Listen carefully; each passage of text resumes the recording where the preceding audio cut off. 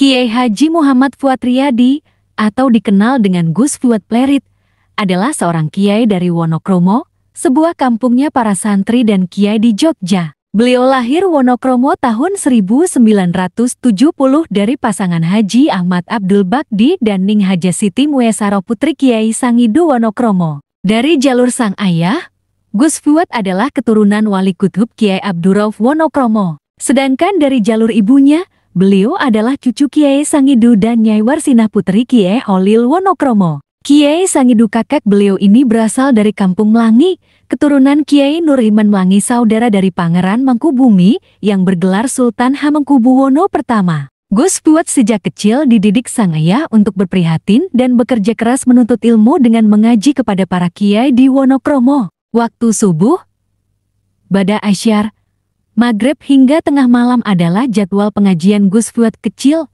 mulai dari mengaji Al-Quran, ilmu nah dan balagoh, hingga membaca kitab kuning. Ada kisah menarik dari tahun-tahun menjelang kelahiran Gus Fuad. Saat itu ayahnya, Haji Bakdi dan istrinya Ning Muesaro, menghadap abunya di Miati, Banten. Haji Bakdi dan istrinya belum tahu jika sang istri sedang hamil muda anak pertama mereka. Singkatnya, Abuya Dimyati menebak bahwa Haji Bakdi bercita-cita mempunyai anak yang kelak kiai, sekaligus memberitahunya bahwa Ning Muesaro sedang mengandung anak pertamanya, perempuan. Kemudian akan lahir anak kedua Haji Bakdi, laki-laki, dan menjadi satu-satunya anak Haji Bakdi. Anak itulah yang kelak akan menjadi seorang kiai. Beri nama anak itu Fuad. Besok biar Muhid Kiai Abdul Muhid Syajaran yang mengajarnya, saya yang akan memberikan stempel kekiaiannya Fuad kelak. Pesan Abuya Dimyati kepada Haji Bakdi. Oleh sebab itu sejak kecil,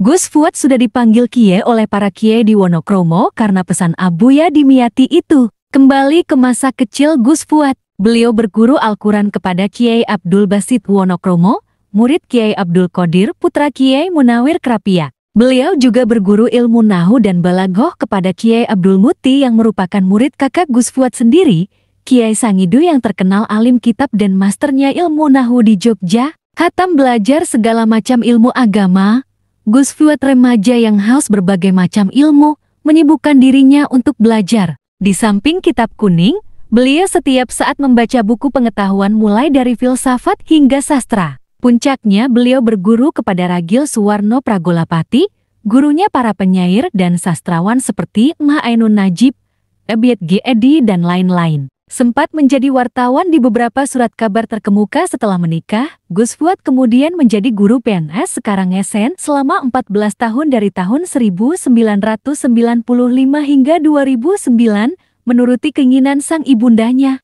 Di tahun 1996 itu Gus Fuad menemukan guru utamanya dalam ilmu agama dalam tradisi pesantren disebut Futuh Kiai Abdul Muhid Syajaran, sesuai ramalan Abuya Dimyati. Gus Fuad juga berguru kepada Kiai Muhammad Busro, menyempurnakan wawasan kitab kuningnya. Pada tahun 2000, Gus Fuad seperti biasa pergi ke Banten menghadap Abuya Dimyati. Saat itu, sang wali kutub Banten memberikan stempel kekian Gus Fuad dengan tiba-tiba menyuruh Gus Fuad mengurus pesantren. Pulang sana, urus pesantren dan santri-santrimu. Gus Fuad sedikit kebingungan sebab di rumahnya tidak ada seorang santri pun. Benar saja, 9 hari kemudian datang 9 anak muda kepada Gus Fuad menyatakan diri sebagai santrinya, tinggal sebagai santri mukim, belajar ilmu agama.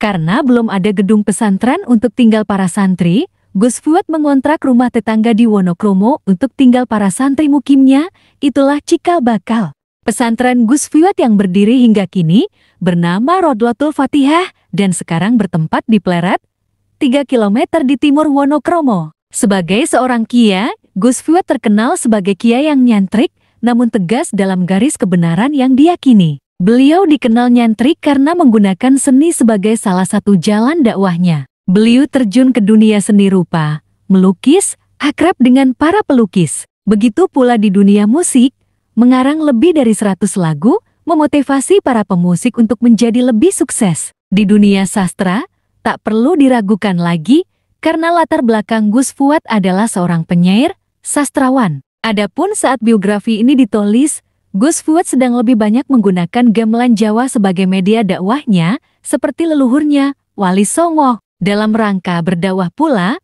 Gus Fuad menjalin kerjasama dengan PT KAI pada tahun 2009 hingga 2013 untuk membina spiritual dan mental ribuan pegawai PT KAI yang dalam periode tersebut dititipinkan di pondok beliau sehari 2 hari. Hasilnya pun langsung terlihat saat PT KAI ditetapkan pemerintah sebagai BUMN terbaik.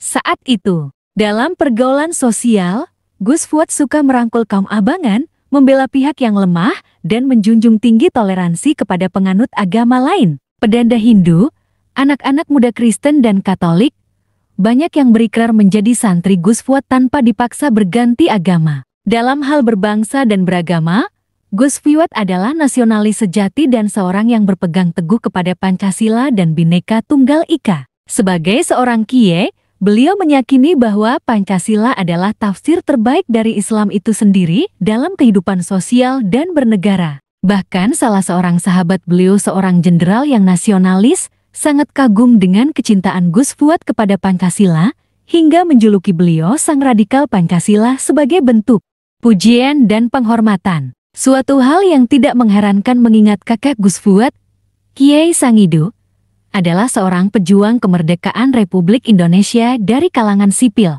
Pondok Kiai Sangido di Wonokromo digunakan sebagai salah satu posko untuk menampung para tentara dan pejuang kemerdekaan saat itu. Bahkan Letnan Komarudin yang terkenal itu adalah santri Kiai Sangido kakek Gus Fuad. Kembali ke sosok Gus Fuad, beliau juga dikenal pula sebagai seorang pemikir ulung, cerdas dan ahli dalam takwil, seperti ciri khas kakeknya, Kiai Sangido. Hingga kini murid-murid Gus Fuad banyak bertebaran di berbagai daerah dengan berbagai profesi, namun memakai bekal ajaran beliau.